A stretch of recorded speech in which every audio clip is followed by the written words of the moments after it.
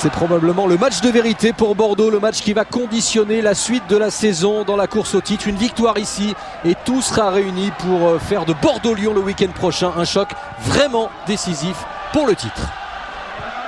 Bien écarté, la montée de Doudka qui a pu éviter la touche. Doudka, Birsa, centre de Birsa et qui n'a pas pu lever son ballon, mais ça revient sur Doudka. Encore la feinte d'abord. Et ensuite Pedretti, tout de suite, pas de hors-jeu. Oh mais le contrôle était raté. Exact. De la part de Yelen. Ouais, il était raté ce contrôle de Yelen, c'est dommage parce que là Pedretti avait fort bien joué le coup. Pedretti, Birsa. Avec Tremoulinas, il gagne un peu de terrain quand même. Birsa, Pedretti peut prendre sa chance. Choisi au deuxième poteau. C'est bien fait. Il a raté. Et ça manquait de puissance en plus de la part de Kallenberg. Oui, David, il a raté Kallenberg. Sa reprise, regardez. En tout cas, Pedretti, super le ballon pour Kallenberg. Il est un petit peu en arrière.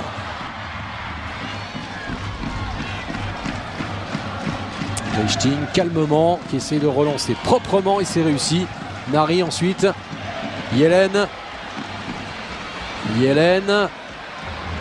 Oh, le bon ballon. C'est bien fait, hors-jeu. Oh là, on va revoir tout ça. Ah oui, parce que le ballon était pas mal de la part de Yelen pour Kallenberg. Ça l'a dit Olivier, c'était vraiment dans la ligne de mire de l'arbitre assistant. Oui, tout à fait d'accord avec vous. Il était, me semble-t-il, bien placé.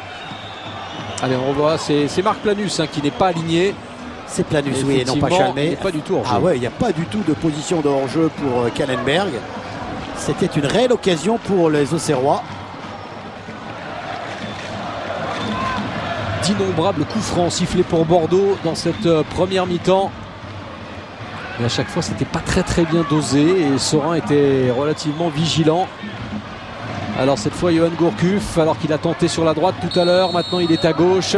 Johan Gourcuff va jouer vers le point de pénalty et une déviation. Corner. Elle était belle, mais ce sera un corner. Oui, c'est bien un Auxerrois.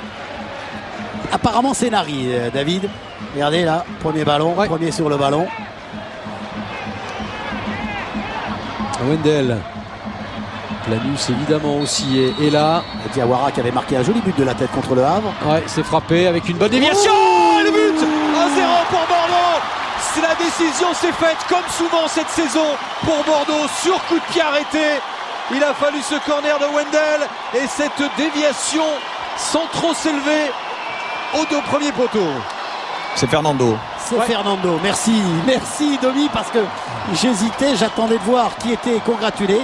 On va revoir, il est au premier poteau, ce ballon qui a tapé le défenseur, le poteau et Sorin. Regardez, on va suivre ce coup de tête, Sorin une première fois. Olivier, il faudra m'expliquer quand même le rôle de ce joueur. C'est Chafny. Oui, normalement, il doit rester collé au premier poteau. Oui. Il ne doit pas bouger du poteau. C'est un tout petit peu décalé, un tout petit trou de souris. Et c'est Sorin qui malencontreusement a détourné ce ballon sous le poteau et dans son but. Auxerre a toujours perdu après avoir concédé l'ouverture du score. Ça s'est produit 13 fois cette saison précédemment. Eh bien, on va voir si pour la première fois Auxerre est capable de revenir dans cette partie. Mais là, c'est face à Bordeaux. Reichting. Chafny, voilà, une touche de balle. Ça va mieux. Kallenberg. Il y a une main. Il y a une main et l'arbitre l'a vu. Il a glissé, Fernando. Il a un petit peu de mauvaise foi, me semble-t-il, parce qu'il dit que c'est de l'épaule. Alors on va regarder. Je crois que c'est de la main. Oui, non, mais c'est surtout le geste qui est. Vous voyez, le geste est volontaire. Oui. Ça mérite un carton jaune, David. Absolument. Il faut que les Auxerrois s'appliquent parce qu'ils n'ont pas eu beaucoup de coups francs dangereux comme ça. C'est frappé avec une déviation.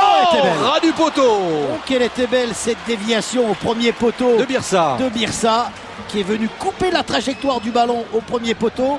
Encore une fois, fort bien tiré par Pedretti. Regardez Birsa qui se glisse dans un trou de souris. Malheureusement, ce n'est pas cadré, mais c'était fort bien joué de la part de Birsa.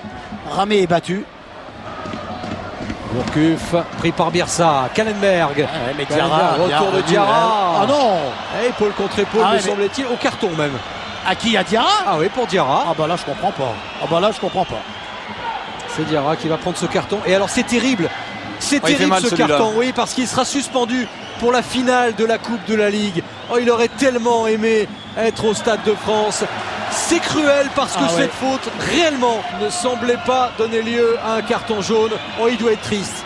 Il sera absent du Stade de France dans 15 jours.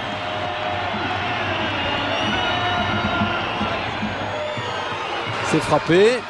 Ah, il essaie de s'appliquer deuxième poteau avec une tête piquée des Chamakh. Oh, but. Et voilà le deuxième but. 2-0 Wendel. Si malheureux sur coup de pied arrêté, c'est lui qui les tirait auparavant. Et bien là c'est Gourcuff qui a adressé une passe presque décisive. 2-0, le match est plié. Bordeaux va s'accrocher à cette première place provisoire. On va voir le contrôle de Wendel et tout de suite l'enchaînement malgré Koulibaly. Il est monté Chamakh pour redonner ce ballon à Wendel. Chafny, voilà. Chamakh, c'est terminé. 2-0. Bordeaux sans vraiment forcer son talent, mais Bordeaux, c'est du solide et tout le monde est concerné. Fernando et Wendel, souvent critiqués ou en manque de temps de jeu cette saison, eh bien ont donné une victoire ô combien précieuse. Bordeaux, nouveau leader provisoire, au moins pendant une vingtaine d'heures.